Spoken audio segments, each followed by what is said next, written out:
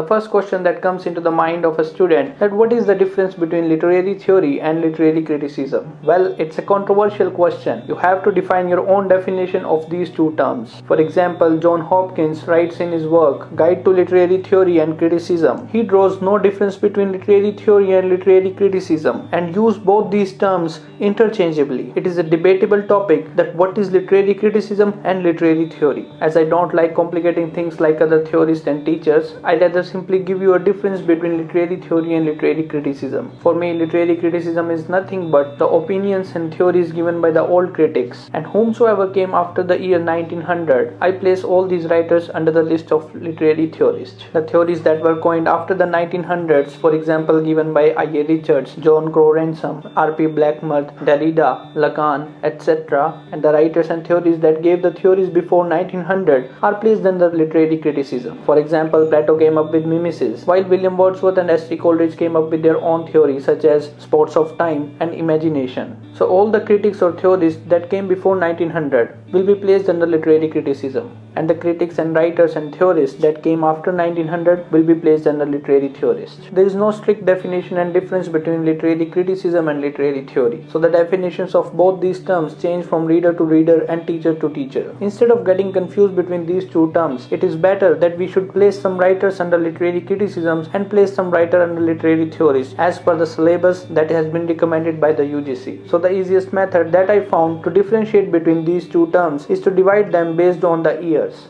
The second big question is what is criticism and what is theory? Criticism is nothing but judging a piece of work. It can be constructive criticism or destructive criticism. For example, where Samuel Johnson rejected metaphysical poets, on the other hand, T.S. Eliot praised these poets. This praise of metaphysical poets by T.S. Eliot is considered constructive criticism. Talking about destructive criticism, everyone knows how easily you can grab the attention of everyone by talking negative about someone. When everyone was praising the works of Shakespeare, T.S. Eliot played a trick and grabbed the attention of the whole world by saying that Hamlet is an artistic failure. The only reason why Hamlet is an artistic failure is that it failed to apply the artistic style of objective correlative. This was a bold statement by T.S. Eliot, but such controversial conversation about someone famous will take you to the limelight of the world. The statement made by T.S. Eliot is destructive criticism. Sometimes such criticism can break the career of any writer or a poet. For example, some people say that John Keats died just because of the destructive criticism. Through his whole life, John Keats worked hard and never get the fame he deserved. Instead, he was placed under the category of Cockney School of Poetry, and this tag of him made him so much depressed and stressed out that he left the hope of living more. Even P.B. Shelley also believes that the death of John Keats was also because of the criticism that he has been bloated with. So criticism is nothing but judgment of work. It can be constructive criticism or it can be destructive criticism. I have even created a video on T.S. Eliot's famous essay, Hamlet and His Problems. In this particular video, we have discussed about how Hamlet became an artistic failure on the grounds of objective correlative. You can check the link in the description below to know more about this particular essay, Hamlet and His Problems. Now talking about literary theory, it is similar to criticism. In literary theory, we pick a particular theory and try to critique a text through a particular lens. For example, you can critique a work through the perspective of feminism or Marxism. Apply the feminist theory on the work Jane Eyre, and you will find how the character Rochester has treated his wife Bertha. And if you apply the same Marxist theory on the novel Jane Eyre, you may find the economical condition at that particular period of time. So in this video, we are going to look on the important literary critiques that are important from the point of UGC NET or GATE examination. We are going to cover all the important critics one by one and make sure that we are going to tap all the important critics and their important theories that may come in the examination. So before moving forward, if you want me to help you crack any examination in English literature, then don't forget to join my personal training program, where I will personally help you to develop all the required skills and knowledge to crack any examination in English literature. Check the link in the description below to know more about this personal training program. And now, without any further delay, let's begin this topic. Now let's divide the whole literary criticism into three subcategories. Number one is Greek critics, number second is Roman critics, and number third is those critics that came later in the ages. So let's start with the first subcategory, that is Greek critics. The two most important critics critic that fall under Greek criticism are Plato and Aristotle. I have talked about Plato in great depth in my previous video. You can check the link in the description below to learn everything about Plato and his famous work Republic.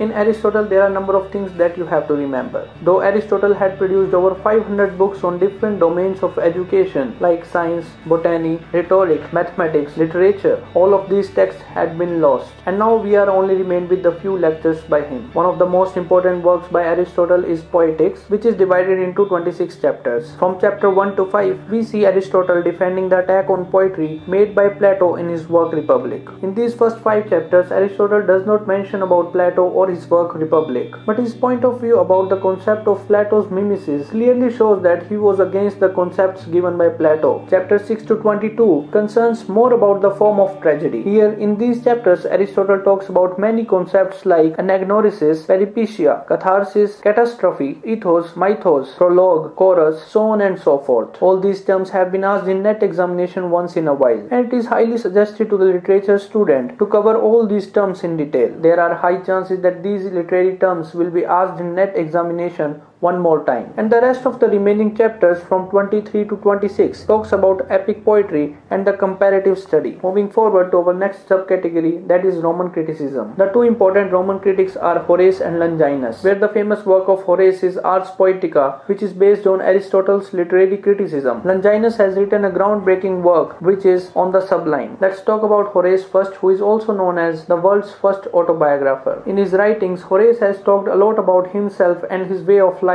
No other poet has written about himself in such great depth. He has talked about himself in such a great depth that people are confused about him. People are confused what sort of person Horace was. His personality keeps on changing from generation to generation, and if you read the poetry of Horace, you will have different image of Horace than my image of Horace. His work, Odes, cover a range of subjects. For example, love, friendship, wine, religion, and morality. This work, Odes, are a collection in 4 books of Latin lyric poems. Remember that the word carpe diem, which later becomes the motive of all the metaphysical poets, is coined by Horace in his works Odes. Another interesting fact we often hear about Horace that he joined the army of Brutus during the assassination of Julius Caesar, and when the time came for him to fight in the battle, he got afraid and escaped from the battlefield. Later he decided to remain a poet rather than becoming someone else. Another famous work by Horace is Ars Poetica. In this famous work Ars Poetica, the famous term was coined, which is purple patch. The phrase purple patch denotes an irrelevant and excessively ornate passage in a work. For instance, if you are writing a poem and try to ornate that passage by placing obscure words or using a lot of metaphors and literary devices rather than letting the passage remain natural, then it is a purple patch. Horace suggested us to avoid such passages simply because they don't look natural. He writes, all purple patches should be deleted from literary works and put away for 8 years before being re-edited and published, for they could never again be recalled. But the question is, why the color purple? Because the purple color signifies luxury. Purple robe or purple garment or purple clothes is often associated with luxury and royalty. It is characterized by richness, abundance, and splendid, and above all other things, it looks exaggerated. Now coming on to our next important poet, which is Longinus. We have to remember that Longinus was the first romantic critic before even Wordsworth or Coleridge came. His work on the sublime stresses upon the idea that a piece of poetry must have a novel diction. It must convey the strong emotions so that anyone who reads the poetry will feel sort of ecstasy and bliss. The mind of the reader should be transported to another dimension and make the reader more intellectual. Remember that this particular work was first translated into English by John Hall. They may ask you this particular question, that who translated Longinus in English? So remember that it was John Hall who translated it. Now that we have a brief overview of Greek critics and Roman critics, it's time to look on the critics that came in the later years. Most of these critics are divided based on the age they belong from. For example, you will have Philp Sidney from Middle Age, Samuel Johnson and Alexander Pope from Enlightenment Age, William Wordsworth, Coleridge and John Keats from Romantic Age, and the famous Matthew Arnold and T.S. Eliot came during the Victorian ages and later years. Remember that all these critics were trying to rephrase what has been already written by Aristotle and Plato. From Philp Sidney to Coleridge, they all were trying to defend the poetry from some kind of attack. For instance, it was Plato who attacked poetry at first in his work Republic. Then his student Aristotle went on to defend poetry from the attack of Plato in his work Poetics. Now Stephen Gosson attacks poetry by calling it school of abuse, waste of time, so on and so forth. In response to his statement, Sidney wrote Apology for Poetry. Here in this work, Sidney did nothing but repeat the same things that Aristotle, Horace and Boccaccio had already remarked, though it's not an original work, but it is one of those first works that has ever been written in the English language. Sidney says that the poetry is not school of abuse, but it is a speaking picture to teach and delight. It is moral and trains emotions and intellect of the people. Sidney's argument is that poetry was the first form in which knowledge was expressed, the first light giver to ignorance. If man is a maker, then poet is a heavenly maker. Sidney hailed Edmund Spenser's Shepherd Calendar and Thomas Sackville's Mirror of Magistrate as the best piece of poetry in English language. Unfortunately, he joined the Battle of Zutphen and died at a very young age of 31. On his death, Spenser has written an elegy titled Astrophel. This elegy Astrophel is not a part of literary criticism, but it is an equally important work that you must read in British history. For now, the only important work in literary criticism is Apology for Poetry.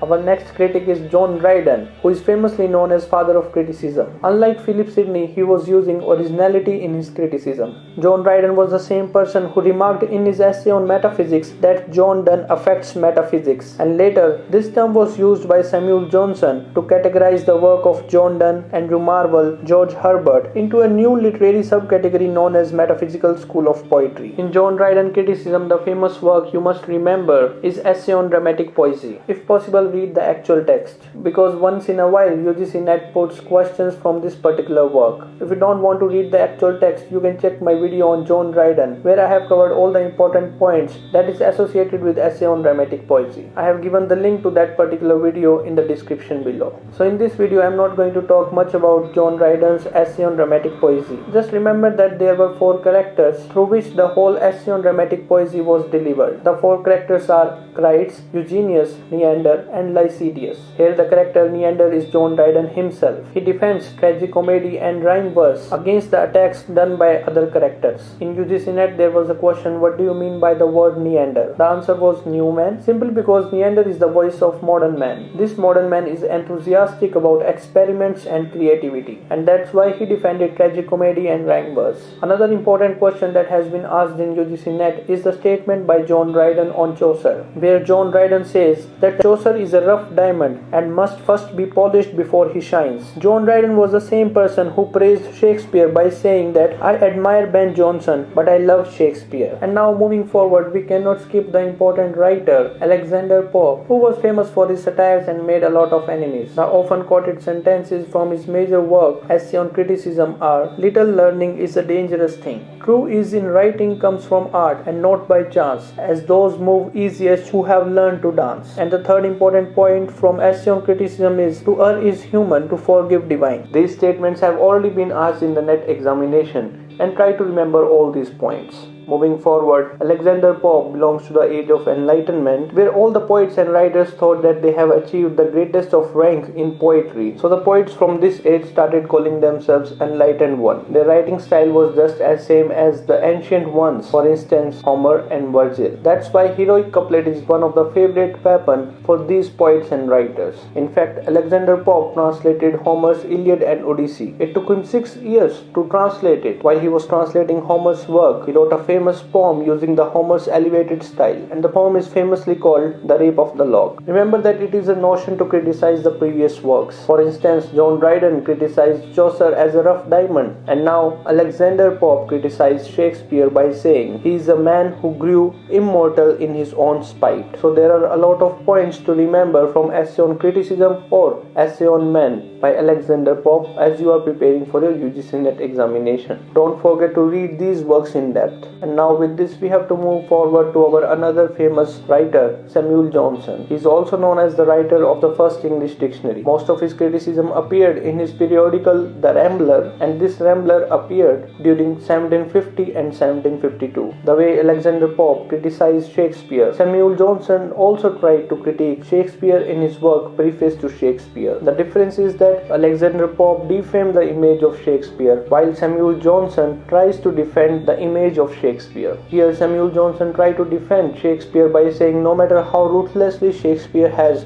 broken the unities of time and space, but he has religiously followed the unity of action. Yes, the plots of Shakespeare are complex, but it has beginning, middle and end. Shakespeare's use of tragicomedy is not his weak point, but his use of tragicomedy is quite natural. Samuel Johnson also accepts that Shakespeare wrote without any moral purpose, and his more focus was on giving pleasure rather than to instruct. Shakespeare was a poet of nature, and he appreciated the universality of Shakespeare. On one hand, Samuel Johnson praised Shakespeare, while on the other hand, he attacked metaphysical poets. The famous statement by Samuel Johnson has also been asked in UGC NET several times, and this famous statement goes something like this: there appeared a group of writers who are metaphysical poets. It seems as heterogeneous ideas yoked together by violence. Samuel Johnson's another work, The Lives of the Poets, is also an important work from perspective of literary criticism. The full title of this particular work is The Lives of the Most Eminent English Poets. Another look-alike title that has been asked in UGC NET was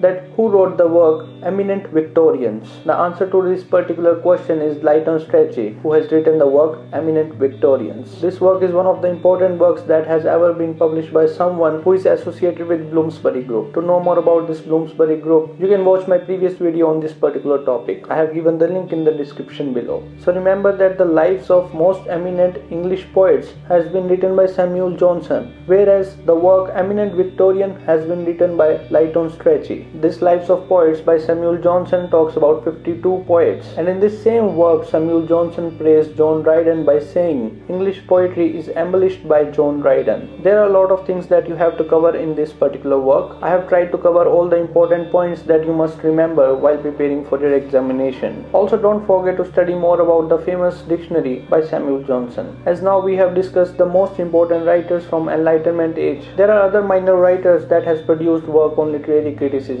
For instance, Edmund Burke and John Locke. Make sure you read these minor characters also. Now we will come on to the most important age where English literary criticism flourished to a great extent. This particular age was marked by the publication of lyrical ballads in 1798 by William Wordsworth. More than this particular book, its preface is more important. This preface is going to define the literary criticism of Romantic age. The book was published in 1798, but remember that it was in 1781 when William Wordsworth wrote preface to this lyrical ballad. This book opens with a famous poem, The Rime of Ancient Mariner by S.T. Coleridge, and closes with the lines written about Tintern Abbey. Everything William Wordsworth has written in this preface is important from that perspective. So here what Wordsworth notes that he was initially unwilling to write the preface as some sort of systematic defense of this new genre, because he does not want to reason anyone into liking these poems. He also says that the motives behind starting this new genre of poetry are too complex to fully articulate in so few words. Still, he has decided to furnish a preface. His poems are so different from the poems of his age that they require at least a brief explanation as their conception. He writes in his preface to Lyrical Ballad that the principal object than which I proposed to myself in these poems was to choose incidents and situations from common life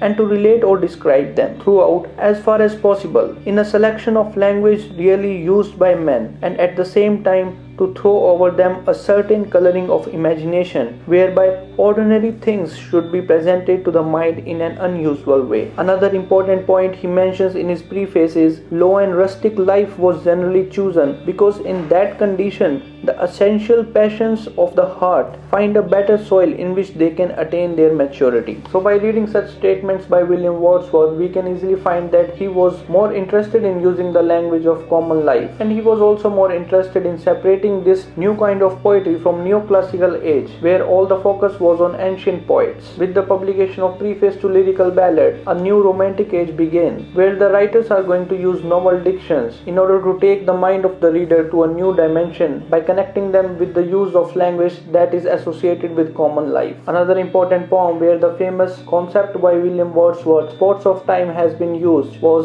the Prelude. This poem, the Prelude, is also known as the autobiographical poem by William Wordsworth. Actually, this poem was intended to become an introduction to his another work, the Recluse, but he was never be able to complete this particular work. As I have just mentioned about the famous concept Spots of Time by William Wordsworth, here in this poem, William Wordsworth tried to use this concept to recall his childhood memories and past. Studies often relate this spot of time with the psychological concepts of Sigmund Freud, because this concept spots of time is more about the psychological experience of William Wordsworth than the materialistic world. The understanding of the phrase spots of time changed from one person to another, and the meaning and explanation of these spots of time also changes from reader to reader. The book number 13 of Prelude is entitled as Imagination, How Impaired and Restored, and in this book the phrase spots of time appear. The title of this book of Prelude tells a lot about spots of time. We can easily figure out that the spots of time is associated with imagination, and how some moments in life, some spots of time, some occasions, some events in life increases the power of human mind. There are several occasions and events in the poem, the Prelude, which Wordsworth relate it to the spots of time. As Wordsworth himself do not explain the spots of time, we can relate this phrase to the past blissful and enlightened events that made his mind to reach another dimension. So as the poet William Wordsworth too does not explain the meaning of spots of time, the interpretation of this concept changes from reader to reader, teacher to teacher, and person to person. And with this we have to come on to our another important critic, which is S.T. Coleridge. S.T. Coleridge was a friend of William Wordsworth, but later he was parted away from him due to the differences of opinions. As we have just discussed that William Wordsworth focuses on using the language of common men, S.T. Coleridge rejected this concept by William Wordsworth altogether. He criticized William Wordsworth and refused whatever has been already written by William Wordsworth in his preface to lyrical ballads. Wordsworth says that a man should use the language of common man, but S.T. Coleridge asked, what is the language of common man? Knowledge of language differs from one person to another. What does he really mean by a common man? What type of language a common man uses? Coleridge also argues that the language of verse and prose could not be same. It must differ from each other. As a man acquires new ideas and concepts, he starts having elevated thoughts. These elevated thoughts of a genius man cannot be expressed through the simple language. Coleridge says that Wordsworth is talking about use of common language, but he himself is not practicing his own theories.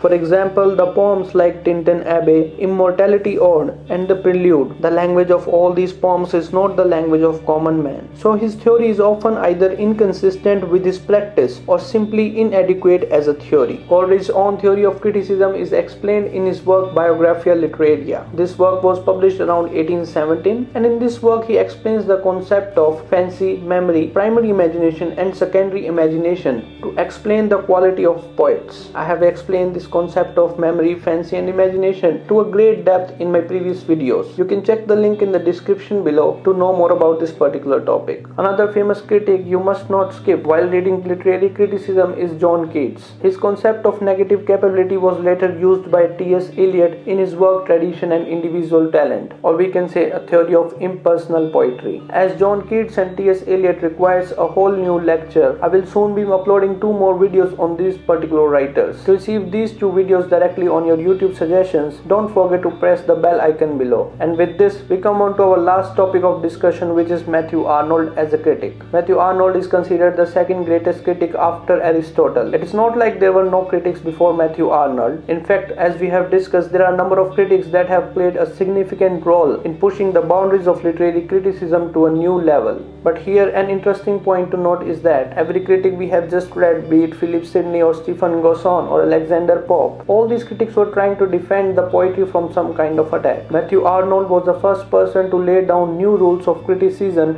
after Aristotle. Some of his leading ideas and phrases were placed in his essays in Criticism and Culture and Anarchy. His essay The Study of Poetry too is one of the important topics that you must not forget to skip while preparing for your examination. In this particular work, The Study of Poetry, Matthew Arnold focuses on that why we should turn to poetry to interpret life for us, to console us, to sustain us. And in order to understand the life in a new way, we should read the superior poems rather than inferior poems. To separate superior poems from inferior poems, he has given us a new concept, which is his touchstone method. In our last video, we have talked about touchstone method in a great depth, so I highly suggest you to watch this particular video on touchstone method. In that video, I have also talked about the essay, the study of poetry, in a great depth. So in order to clear all your doubts regarding Matthew Arnold as a critic, don't forget to watch that particular video. And with this, we have to part away until our next video. If you have really watched this video to the end, then no doubt you are a passionate student of English literature. I am delighted for having you here.